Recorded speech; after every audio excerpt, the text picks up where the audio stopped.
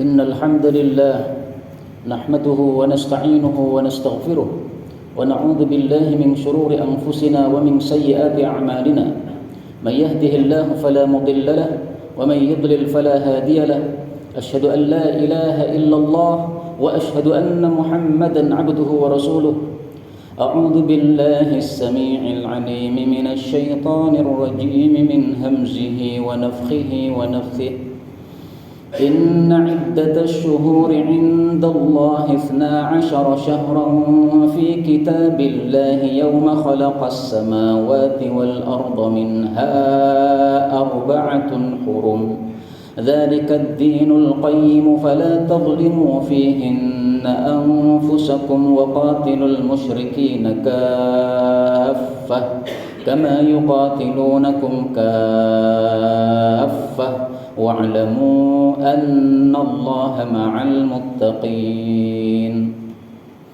أما بعد kaum muslimin rahimani wa rahimakumullah, marilah kita terus menjaga takwa kita kepada Allah Subhanahu wa taala, yaitu melakukan perintah-perintah Allah dan meninggalkan larangan-larangan Allah, karena semata-mata hanya dengan takwalah kita akan mendapatkan kemuliaan baik ketika masih hidup maupun ketika sudah mati nanti di alam kubur dan di alam akhirat. Kaum muslimin rahimani wa rahimakumullah, kita akan memasuki bulan Muharram, maka kita harus mengetahui fadilahnya bulan Muharram sehingga kita bisa melakukan pada bulan Muharram sesuatu yang semestinya kita lakukan dan menghindari pada bulan Muharram sesuatu yang semestinya kita hindarkan.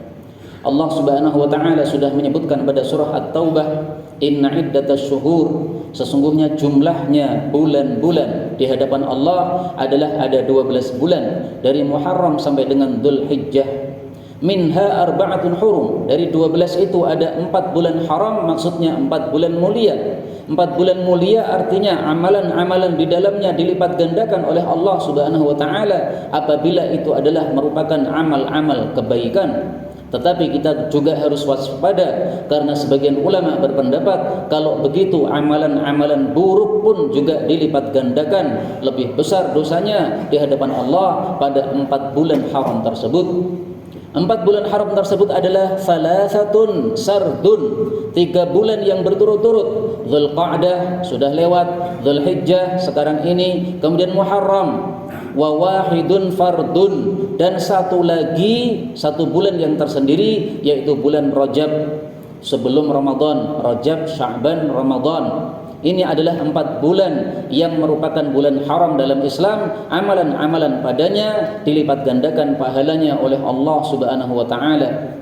Karena itu Allah mengatakan fala tadhlimu fihinna anfusakum, janganlah kalian mendolimi diri-diri kalian pada bulan-bulan ini, yaitu jangan melakukan maksiat-maksiat. Inilah dalil bagi yang berpendapat bahwasanya maksiat pun pada bulan-bulan yang utama ini dibesarkan dosanya oleh Allah Subhanahu wa taala. Fa na'udzubillahi min syarri dzalik. Kaum muslimin rahimani wa rahimakumullah, karena itu ringkasnya pada bulan Muharram nanti, demikian juga pada bulan Dzulhijjah ini, hendaklah kita berhati-hati dari kemaksiatan. Lebih besar dosanya di hadapan Allah, dan hendaklah kita lebih semangat melakukan kebaikan, lebih besar pahalanya di hadapan Allah Subhanahu wa taala. Kaum muslimin rahimani wa rahimakumullah, tidak hanya dalam Al-Qur'an, tapi juga kita temukan dalam hadis Nabi sallallahu alaihi wasallam tentang Muharram. Beliau bersabda bahwasanya afdalul as-siyami ba'da Ramadan syahrullahil Muharram.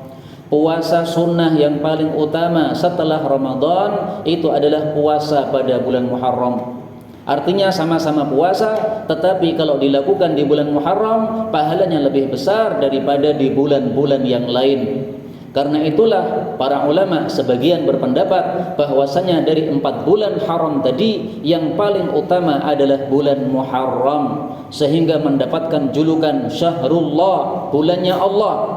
Sesuatu yang dinisbatkan kepada Allah itu menunjukkan kemuliaannya. Maka Ka'bah disebut Baitullah, rumahnya Allah. Padahal semua masjid ya rumahnya Allah. Tetapi kenapa Ka'bah secara khusus disebut dengan Baitullah? Karena kemuliaan Ka'bah. Demikian juga ontanya Nabi Saleh disebut sebagai naqatallah, ontanya Allah, karena itu adalah onta mukjizat. Padahal semua onta ya ontanya Allah, karena Allah yang menciptakan onta-onta itu. Tetapi khusus ontanya Nabi disebut sebagai naqatullah, itu karena merupakan onta mukjizat yang datang dari Allah Subhanahu wa taala. Maka bulan Muharram adalah bulan yang paling mulia di antara 4 bulan yang haram. Kita melakukan puasa padanya pahalanya lebih besar, dan disebutkan puasa oleh Nabi bukan berarti hanya puasa saja, tapi semua amal kebajikan yang kita lakukan pada bulan Muharram pahalanya dilipat gandakan oleh Allah Subhanahu wa taala. Karena itu mari kita niatkan pada bulan Muharram ditambahkan lagi sedekahnya, ditambahkan lagi tahajudnya, ditambahkan lagi tilawah Qur'annya, ditambahkan lagi segala amal-amal kebajikan, karena pahalanya dilipat gandakan oleh Allah Subhanahu wa taala. Kalau sudah selesai bulan Muharram, masuk bulan Safar, maka pahalanya sudah menjadi normal dan biasa lagi. 1 dilipat gandakan menjadi 10. Adapun pada bulan Muharram, maka lebih banyak daripada itu. Wallahu ta'ala a'lam wa ilmuhu atam.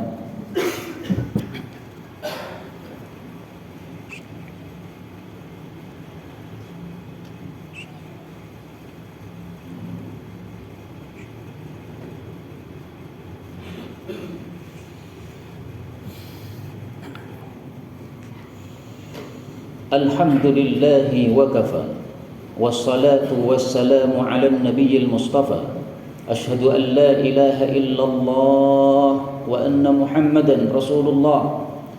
Allahumma salli wa sallim wa barik ala Muhammad wa ala ali Muhammad, amma ba'du.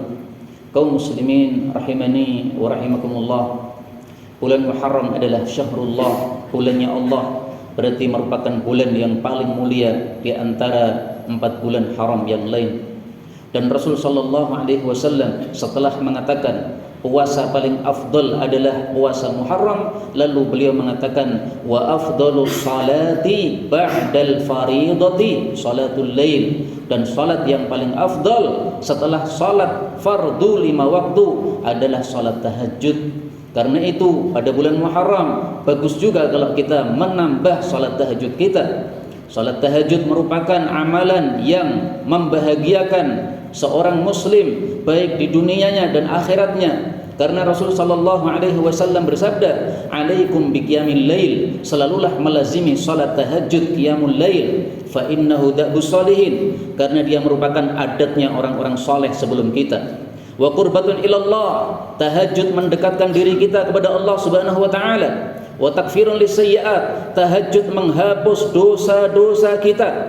Wa matradatun lidda'i 'anil jasad, dan juga mengusir penyakit-penyakit dari tubuh kita. Maka tahajud membuat kebahagiaan bagi orang muslim baik dunianya maupun akhiratnya, karena penyakit-penyakit terusir dengan sebab salat tahajud yang kita lakukan. Yang kelima adalah wamanhatun 'anil itsm, fadilahnya tahajud yang kelima adalah menyebabkan seseorang itu tercegah dari perbuatan dosa. Karena dengan tahajud dia mendapatkan sinar dari Allah Subhanahu wa taala, sinar hidayah, sehingga dia lebih mudah untuk meninggalkan kemaksiatan-kemaksiatan, mengerem diri dari perbuatan-perbuatan dosa, tidak seperti orang yang tidak membiasakan salat tahajud.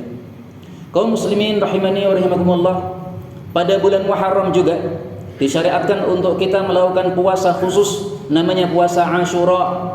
Sebagaimana sabda Nabi sallallahu alaihi wasallam, "Shaumu yaumi Ashura," puasa hari Ashura. "Ahtasibu 'ala Allah," saya berharap kepada Allah Subhanahu wa taala, "annahu yukaffirus sanatal madiyah," bahwa dia itu menghapuskan dosa selama 1 tahun yang lalu. Karena itu kita niatkan mulai hari ini bahwa kita akan melakukan puasa Ashura, karena niat kita sudah dinilai oleh Allah Subhanahu wa taala, sehingga seandainya nanti tanggal 10 Muharram kita tidak mampu melakukan puasa tersebut karena suatu udzur, kita sudah mendapatkan pahalanya sekarang ini karena sudah kita niatkan sekarang ini. Para ulama mengatakan niyatul mu'min khairun min amalih, niatnya orang beriman lebih baik daripada amalnya. Karena seringkali kita beramal kurang sempurna, tapi dengan niat saja kita sudah mendapatkan pahala dari Allah Subhanahu wa taala.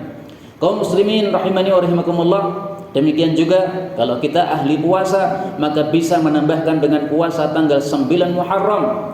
Meskipun tidak pernah dilakukan oleh Nabi, tapi beliau sudah meniatkan untuk melakukan, sehingga para ulama sepakat itu juga merupakan sunnah Nabi sallallahu alaihi wasallam. Maka sunnah Nabi itu bisa merupakan sabda Nabi, bisa merupakan perbuatan Nabi, bisa juga merupakan perbuatan yang sudah diniatkan Nabi meskipun beliau belum sempat melakukannya.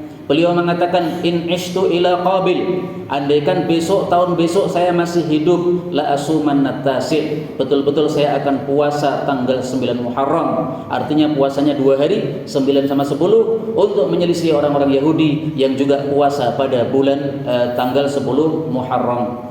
Ternyata pada tahun berikutnya Rasulullah SAW sudah wafat, tetapi para ulama tetap mengatakan itu merupakan puasa sunnah yang diajarkan oleh Nabi SAW. Inilah yang dapat disampaikan. Mudah-mudahan semua kita bisa melakukan amal-amal yang baik sebanyak-banyaknya pada bulan ini, juga bulan Muharram, juga bulan-bulan berikutnya, dan bisa menjaga diri dari kemaksiatan-kemaksiatan, karena itulah yang menjauhkan kita dari Allah Subhanahu wa taala. Allahumma shalli wa sallim wa barik ala Muhammad wa ala ali Muhammad. Allahumma ighfir lil mu'minina wal mu'minati ajma'in. Rabbana taqabbal minna innaka antas samiul alim wa tub alaina innaka antat tawwabur rahim. Allahumma ansuril mujahidin warhamil mustad'afin ودمر أعداء الدين واطمس على أموالهم وصلى الله وسلم وبارك على النبي محمد والحمد لله رب العالمين.